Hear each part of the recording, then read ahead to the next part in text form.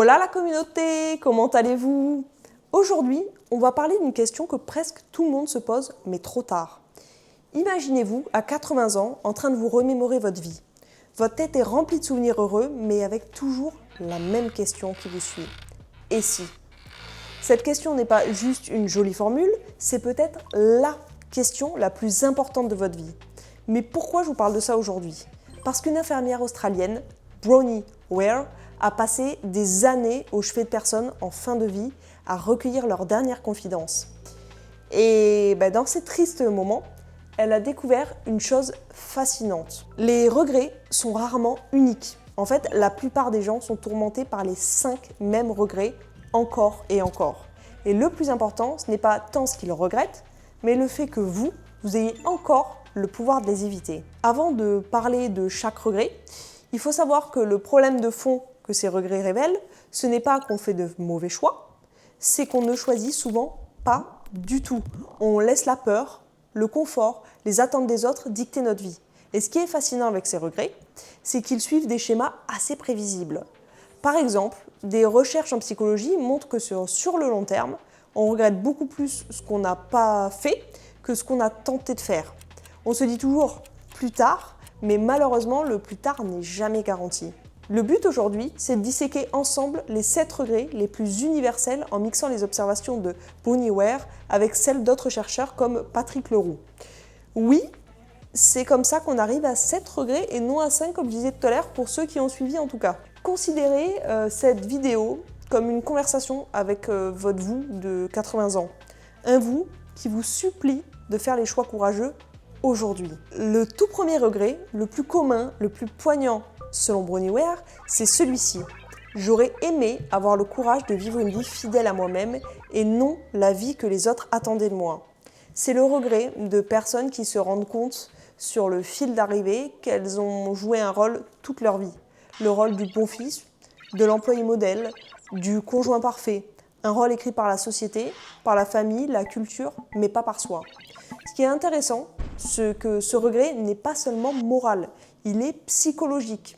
Les chercheurs parlent d'un phénomène appelé effet projecteur. En gros, on surestime énormément à quel point les autres nous observent et attendent quelque chose de nous. Résultat, on organise parfois des décisions entières autour d'un regard extérieur qui, en réalité, est beaucoup plus faible qu'on l'imagine. La leçon n'est donc pas de tout envoyer balader, mais c'est plutôt d'apprendre à faire des choix qui nous ressemblent davantage, même par petites étapes, petit pas par petit pas. Le deuxième regret, j'aurais aimé ne pas avoir travaillé autant. C'est pas un regret sur le travail lui-même, mais sur son coût. Le coût des anniversaires manqués, des matchs de foot des enfants regardés d'un œil avec le téléphone greffé à l'oreille, des dîners où le corps est là mais l'esprit est resté au bureau. Ce piège, il est très compréhensible. Le travail donne des indicateurs visibles, promotion, objectif atteint, reconnaissance, progression claire. Alors que les relations, elles n'ont presque aucun indicateur mesurable. Et naturellement, le cerveau humain privilégie ce qu'il peut mesurer. Mais pas que ça évidemment, il faut aussi dire une chose importante, beaucoup de personnes ne travaillent pas autant par choix, mais par nécessité. Le travail occupe aujourd'hui une place centrale dans nos vies, souvent pour des raisons très concrètes, sécurité financière, responsabilité familiale, stabilité, etc. Ce que montrent ces regrets, ce n'est pas qu'il faudrait travailler moins à tout prix, c'est plutôt qu'avec le recul, beaucoup réalisent qu'ils ont laissé le travail prendre toute la place disponible. Le troisième regret est peut-être le plus tragique car il est 100% auto-infligé. C'est celui de ne pas avoir le courage d'exprimer ses sentiments. Le cerveau humain est programmé pour éviter les situations émotionnellement inconfortables. Dire ce qu'on ressent, ça expose au rejet, au malaise ou à l'incertitude. Alors très souvent, on préfère éviter ce moment difficile, même si cela crée un regret beaucoup plus durable ensuite.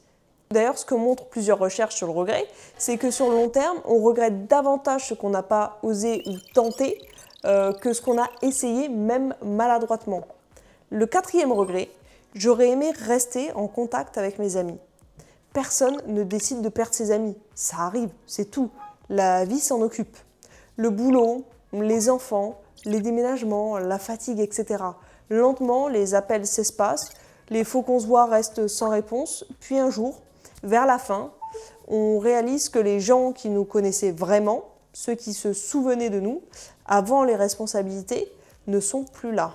Et la solitude, elle est immense pour beaucoup. En psychologie, on parle parfois d'inertie relationnelle. Les liens ne disparaissent pas brutalement, ils s'éteignent lentement, faute d'attention. Et ce qui est encore plus intéressant, c'est qu'en avançant en âge, notre cerveau donne naturellement de plus en plus d'importance aux relations proches, justement. Autrement dit, ce qui semble secondaire aujourd'hui devient souvent central plus tard. Le 5e regret, mais peut-être le plus surprenant, j'aurais aimé m'autoriser à être plus heureux. Beaucoup réalisent que trop tard, que le bonheur était un choix, pas une conséquence. Coincés par la peur du changement, par de mauvaises habitudes rassurantes ou par l'idée qu'ils ne méritent pas la joie, ils ont attendu une permission d'être heureux. Une permission qui ne vient jamais de l'extérieur en fait. Et ce malentendu, il est très humain.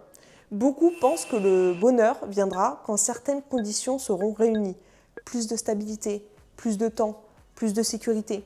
Mais le cerveau humain, il s'adapte extrêmement vite aux changements positifs. Ce phénomène s'appelle l'adaptation hédonique. Ce qui nous semblait en gros suffisant pour être heureux à un moment donné, devient rapidement la nouvelle normalité. Attendre que tout soit parfait avant de profiter de la vie, c'est souvent attendre indéfiniment en fait. Le bonheur n'est pas une destination, c'est une décision qui se prend chaque jour. Le 6e regret, il ne s'agit pas seulement de dire « je t'aime », mais de se montrer tel qu'on est avec ses failles, ses peurs, ses doutes. C'est le regret d'avoir manqué de vulnérabilité. La vulnérabilité, c'est pas une faiblesse. Comme le dit la chercheuse Brené Brown, c'est l'incertitude, le risque et l'exposition émotionnelle. C'est la mesure la plus précise du courage. Et si c'est si difficile d'être vulnérable, ce n'est pas parce qu'on manque de courage justement, c'est parce que le cerveau humain traite le rejet social presque comme une douleur physique. Des études en neurosciences montrent que les mêmes zones cérébrales peuvent s'activer dans ces deux situations. Donc se protéger en fait émotionnellement, c'est un réflexe assez normal. Le problème, c'est que ce réflexe protège aussi de la profondeur des relations du coup. Enfin, le 7e et dernier regret, mais pas des moindres, parce qu'il englobe en fait tous les autres, c'est le regret de ne pas avoir assez profité. Des voyages non faits, des passions non explorées, des rires non partagés. Carpe diem n'est pas qu'une jolie phrase que tout le monde se fait tatouer, c'est vraiment la stratégie la plus pragmatique pour une vie sans regret. Ce regret, c'est peut-être le plus universel parce qu'il repose sur une vision très humaine. On surestime presque toujours le temps qu'on aura plus tard. On pense qu'on profitera davantage quand les conditions seront meilleures, quand la charge sera moins lourde, quand le bon moment arrivera.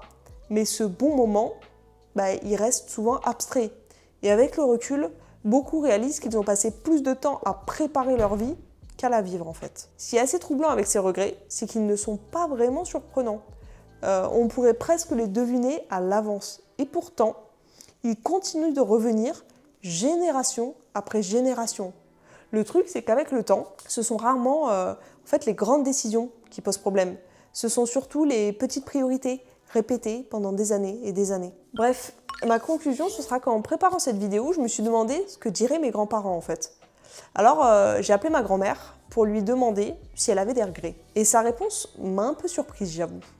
Elle m'a dit que non, qu'elle n'avait pas de regrets, pas vraiment en tout cas. Le seul regret qu'elle avait, c'était de peut-être pas avoir assez voyagé. Mais à part ça, elle m'a expliqué qu'elle avait eu une vie très très riche. Elle a été femme au foyer toute sa vie et ça lui a permis de passer énormément de temps avec ses enfants, de s'impliquer dans des assos, de faire des formations, de faire beaucoup de rencontres et finalement de vivre beaucoup d'expériences humaines en fait.